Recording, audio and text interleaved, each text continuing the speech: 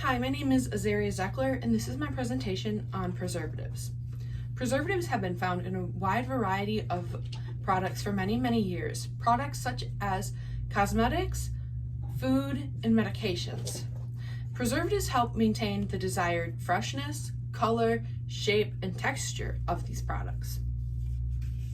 Preservatives or additives can be derived naturally or synthetically.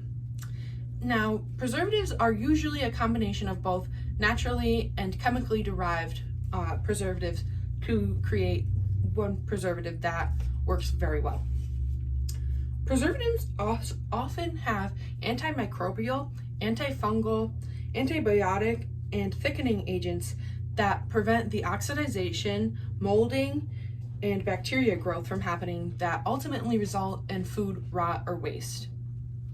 Therefore, preserving the product to have a better, more stable shelf life.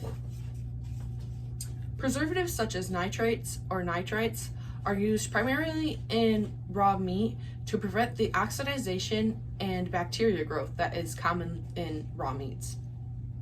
Tartrazine is one of the most common food dyes used in America. Tartrazine is responsible for the yellow pigments that you see on candies and medications and cosmetics. There are many naturally occurring dyes, but they are less predictable and less pigmented than the synthetically derived dyes. Therefore, the synthetic dyes are more commonly used. Carrageenan is used in baked goods to maintain the desired texture and freshness of the product. It prevents the bread or cake from becoming too sticky and making sure that the frosting is thick enough to stay on the cake while still being inside the package. Acids are typically used in foods with a lower pH value, such as hard candies. So citric acid is a very common type of acid preservative that is used in sour candies. So the sourness on candies like Warhead is citric acid. Now, these may seem like very viable and good preservatives to use to prevent the decay and food waste. But these preservatives can have some very detrimental health effects on consumers. As mentioned before, tartrazine is one of the most common food dyes in America. It is also responsible for the deterioration of your kidneys and your liver.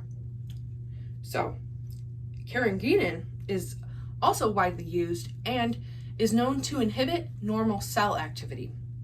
As well, sodium benzoate is shown to have caused cellular damage. Now, there is a correlation between an increase of preservatives in your diet and an increased risk of histamine reaction. Histamine is responsible for allergic reactions.